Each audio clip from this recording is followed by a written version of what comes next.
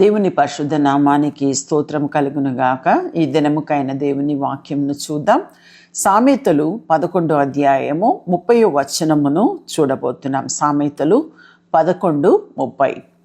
నీతిమంతులు ఇచ్చు ఫలము జీవవృక్షము, జ్ఞానము గలవారు ఇతరులను రక్షించుదురు అని రాయబడి ఉంది. ఈ ఒక చిన్న రెఫరెన్స్లో రెండు విషయాలు మనం చూస్తున్నాం. ఫస్ట్ రాయబడి ఉంది, నీతిమంతులు ఇచ్చు ఫలము జీవ వృక్షము అని రాయబడి ఉంది. అంటే నీతిమంతులు ఇచ్చు ఫలము అంటే ఏదో తినే ఫలము కాదు. అంటే నీతిమంతులుగా మీరు ఉన్నప్పుడు మీ ద్వారా వస్తున్న క్రియలు కానీ, మీ ద్వారా మీరు చేస్తున్న పనులు కానీ, మీరు చేస్తున్న ఏదైనా కూడా అది జీవ వృక్షము అంట. దానిని ప్రతిఫలం ఉన్నది, దానిలో ఆశీర్వాదం ఉన్నది, దానిలో మేలు ఉన్నది, దానిలో దీవెనలు ఉన్నాయి. ఇవన్నీ కూడా జీవ వృక్షము అని రాయబడి ఉంది. అంటే జీవము ఇచ్చే, అంటే ప్రతిఫలం ఇచ్చే కార్యముగా ఉంటుంది. మీరు నీతిమంతులుగా మీరు ఉన్నప్పుడు.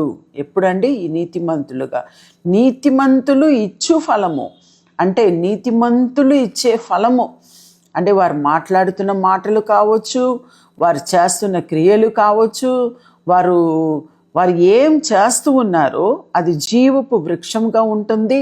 జ్ఞానము గలవారు ఇతరులను రక్షించుదురు. ఇంకా జ్ఞానము కలిగిన వారైతే, నీతితో పాటు జ్ఞానము కూడా చేరి ఉంటే వారి ఇతరులను కూడా రక్షిస్తారంట.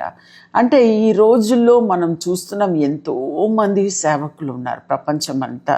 అంటే ఈ రీతిగా వారు కూడా నీతిమంతులుగా ఉండి, భయభక్తిగా ఉండి, ఆత్మ ఫలముతో వారు కలిగి ఉండి వారు జీవించినట్లయితే ఇక్కడ రాయబడి ఉంది, ఇతరులకు మేలు చేస్తారు, జ్ఞానము గలవారుగా ఇతరులను కూడా రక్షిస్తారు అని చెప్పి ఇక్కడ రాయబడి ఉంది.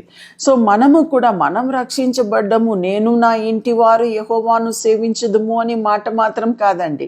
మన ఇంటి వారు మాత్రం కాదు, కానీ మన ఇంటి చుట్టూ ఉన్న వారికి కూడా ఏదో ఒక సందర్భంలో మనం ఏం చేయాలి, దేవుని గురించిన మాటలు వారికి, అంటే కూర్చొని బైబిల్ తీసుకొని వాక్యము చదివి పాటలు పాడి అదంతా స్టార్ట్ చేయకూడదు. సాధారణంగా ఫస్ట్ వారికి మీ నోటి మాటలతో మీరు దేవుని గురించిన మాటలు మీరు చెప్పినట్లయితే తప్పకుండా దేవుడు ఏదో ఒక రీతిగా వారితో మాట్లాడతారు. వారు కూడా రక్షణ అనుభవంలోనికి వస్తారు. ఇతరులను మనము రక్షించిన వారమై ఉంటాము. ఒక ఆత్మ అయినా సంపాదించి పరలోకానికి పోవాలి కదండి. ఆ రీతిగా మనము సంపాదించి పోవచ్చు. మనం అంటే నేను చేసినామంటే మీరు కూడా చేయవచ్చు అండి, ఏం కష్టం ఏం లేదు. కానీ దానికి మనసు కావాలి, దానికి మీకు ఇంట్రెస్ట్ కావాలి. ఆ రీతిగా చేసినట్లయితే మీరు అనేక ఆత్మలను మీరు పరలోకం వెళ్ళడానికి ముందు మీరు సంపాదించవచ్చు. ఆ రీతిగానే దేవుడు మిమ్మల్ని దీవించునుగాక. మీరు ఇతరులను కూడా మీరేం చేయవచ్చు, రక్షించుదురుగాక. దేవుడు మిమ్మల్ని దీవించునుగాక. ఆమేన్. ప్రార్థన చేద్దాం. ప్రభువా నీకే స్తోత్రం చెల్లిస్తున్నాం.